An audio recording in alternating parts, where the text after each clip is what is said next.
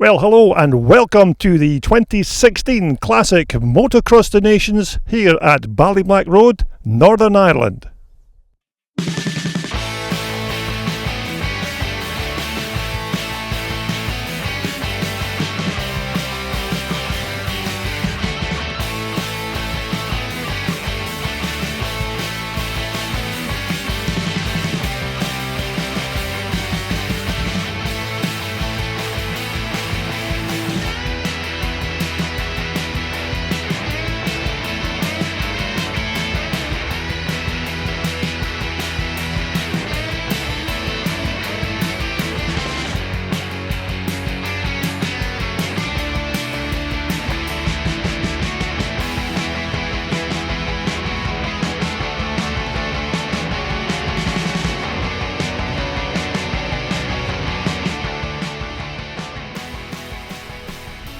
Well, hello again and thanks for taking the time to tune into my YouTube channel. Today we've made the journey from Scotland to Northern Ireland at Ballyblack Road to be precise, where the 2016 Classic Motocross the Nations is being held. Now this track at Ballyblack is approximately 20 miles from the city centre of Belfast, so personally for myself it's not such a big journey compared to some of the European riders who will be visiting. Now this track at Ballyblack has undergone a few changes since my last visit and the organisers have put in a few more technical turns and changes just to keep those European riders on their toes. The forecast for the weekend is absolutely superb, so there shouldn't be any problems with regards to rain spoiling our weekend's racing. And don't forget, all the racing footage from this event can be seen on my YouTube channel a few weeks after the event, so look out for that.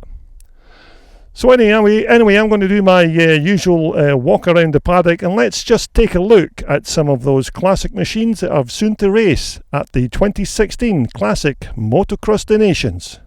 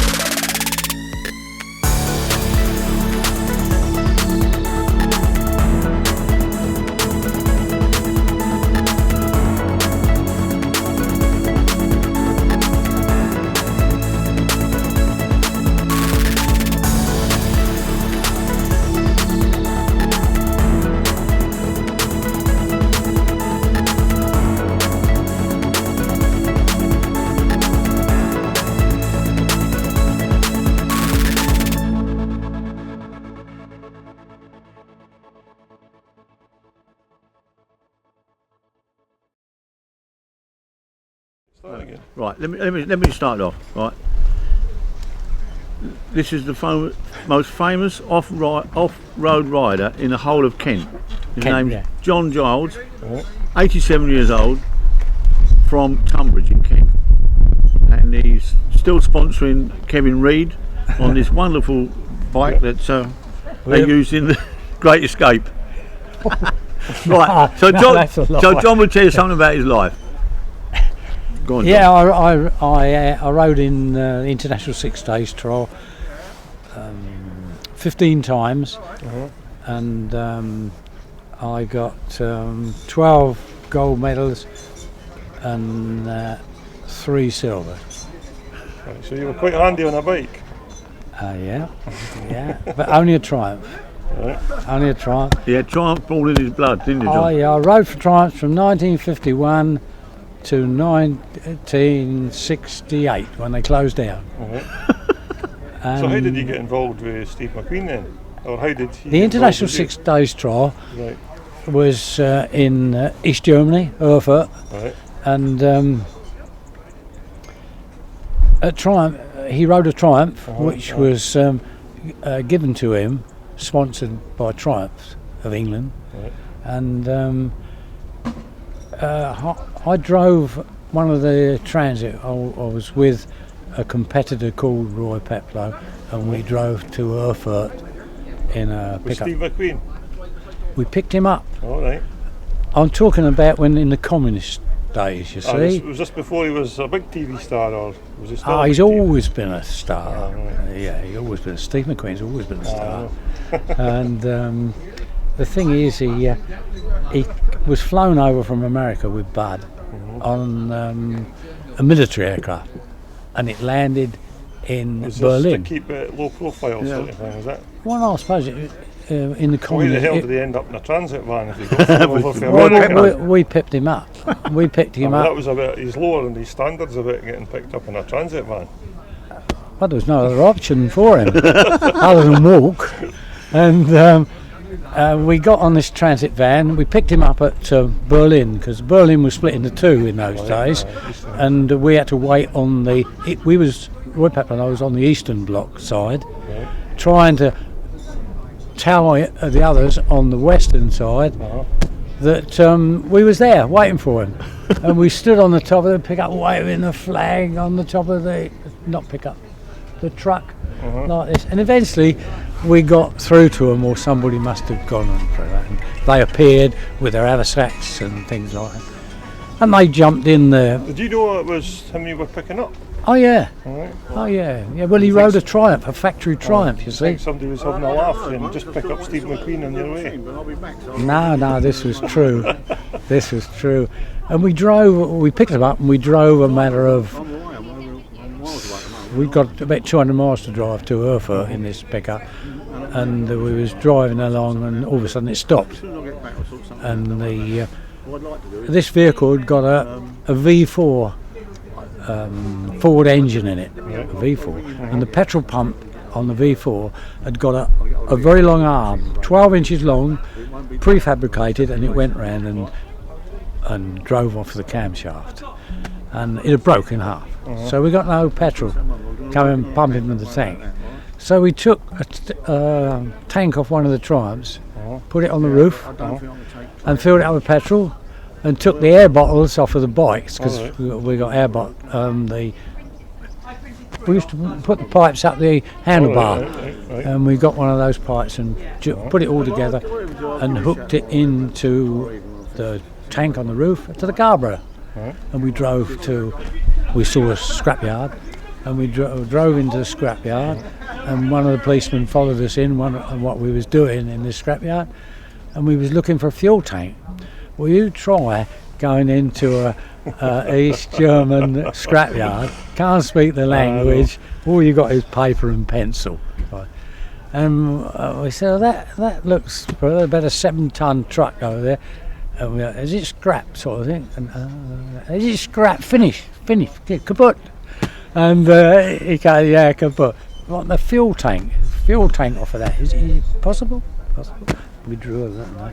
Oh yeah. So he got his mate over, and they got a forklift truck, and they ripped this side of the truck out to get it easy to get the fuel tank. And they got the fuel tank out, and we put that on the roof, strapped it on there, and this communist policeman was all in his leather and his CZ motorcycle, waiting for us to. A police CZ motorcycle? Yeah, CZ motorcycle. They was in brown leather kit, they was there. Very fierce sort of people, and they followed us all the way to Erfurt. But anyway, we get some. I got the friend. Oh yeah, we got this fuel tank on, put it on the top, drove to a filling station, which there weren't many about, I tell you then. And the fuel that you got out of it was like paraffin. But anyway, we filled this tank up in the top, and Steve paid for it. Off his credit card? No credit card. No credit card. And there was an argument with Bud and Steve that whether they was going to pay in dollars or I forget what it was called now. Deutschmark. I don't know whether it was called something else. Then anyway, that'll do. Deutschmarks.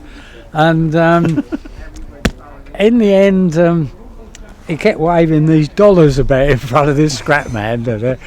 And did the scrap man know who he was at the time? Well, good night, he knew we was foreign, and that was it. No, he ain't got a clue. And eventually he called one of them into the office. Steve and Bub went into the office, and they didn't want this policeman to go in to the office to follow him in. And he done a deal with the bloke in there with dollars. Of course he did. They're worth a fortune. Yeah, so we bought this fuel with dollars, and then off we went, 200 miles down to Erfurt, and arrived there, found the hotel, and he said to us, he said, you want we'll have a good meal. This was Steve. We'll have a good meal. And in those days, in the communist days, there was international hotels. Not many people knew about them, and all they would accept was Western currency. And when he went in and waved his dollars about to the girl who was in the office desk there, we got, can we pay in dollar? Yes. What would you like? And anyway, we all sat down, and of course they wanted some French wine, if ever you did. And I tell you what, they come up with some nice French wine, and we sat there and drank a couple of bottles of wine. And in the end, he had a bill of about 120, 130 quid, the value, and he paid it all in dollars. And he said they was quite happy, the people. And the next day, I was on the start line, we'd handed our bikes in, and then suddenly I looked at the programme and blowed if I wasn't riding with him and Bud on the same minute.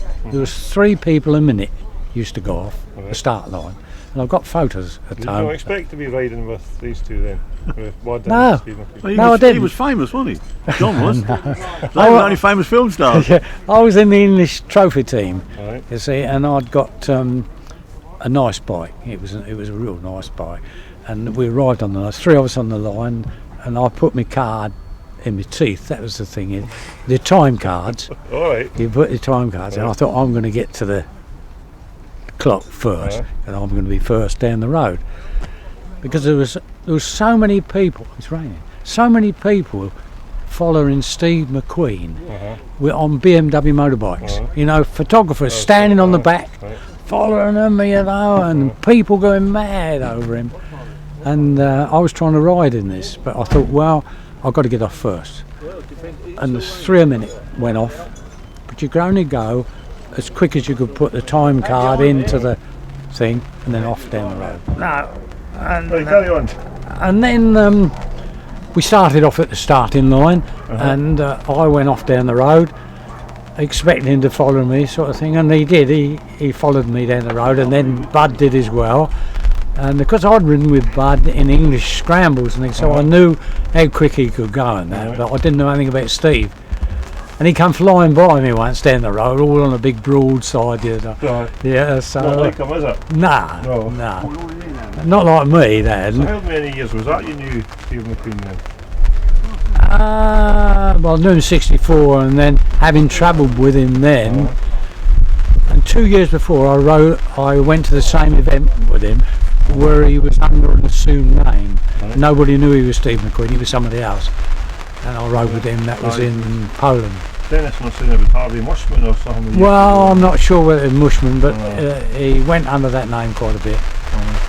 And then the rest, he lasted that day, and then he had a bit of a, he's a Latin type and loves to show everybody what he can do. And he got it. He was good on a bike. Oh, he was good on a a natural rider, like. Yeah, he was reasonable. And we stopped outside of this school, and all the kids was mad. Steve McQueen, film stars, and all the English flags, and the police didn't like the Western flags being flown and that. And anyway, he got onto the playing field in this. I was still going down the road, so I didn't know what was happening. And he did this demonstration on the playing field, broadsided it all around. So I was told by somebody else, and because he dropped it in a big way. Yeah, he hit a tree, wrote the bike off and himself, and he was in hospital. And then all I'd got with me then was Bud, and Bud stayed with me for about 2 days, I think. And then he got stuck in a gully, and a rider come by on a bike on an arrow gun and hit him. And his leg was trapped in the bike, and he broke his leg. So I finished up, only one going on, the others had packed up, you know. Well, it was quite an adventure then, that. Oh yeah, yeah. But every year, the International 6 Days Trial we used to ride in all the countries in Europe. It was always like that, you know. How did you get time off to do that sort of thing with filming and whatever? Who, me? Oh, Steve McQueen. Well, he didn't bother, did he? You know, he didn't bother. What bikes are they? I suppose that, I don't really know, an insurance company, he must have done deals with people because they was the photographers was there, they knew he was coming. I'll tell you who knew he was. Parry Post, is it? Parry Park. I don't know. Parry Match.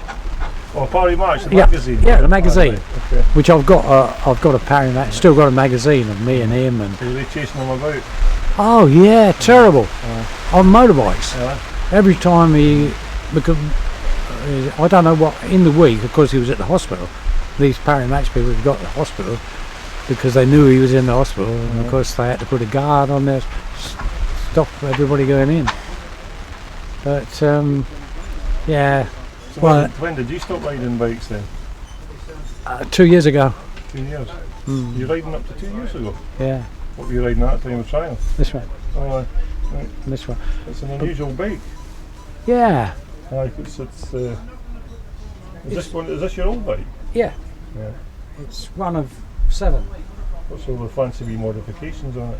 Oh yeah, well, I've got the best of the bits. You see, with the Triumph pre-unit crankcases are old and they're tired, and the bearings come loose in the cases, and you have a machine out and then put sleeves in and then they put case brake. So I use a 750 crankcase unit, cut the gearbox off, and I can see you've made some modifications. Yeah, so it's quite strong. Well, thanks for that that's all right. story, John. That's something for the archives. Yeah. And thanks for that. Yeah, that's all right.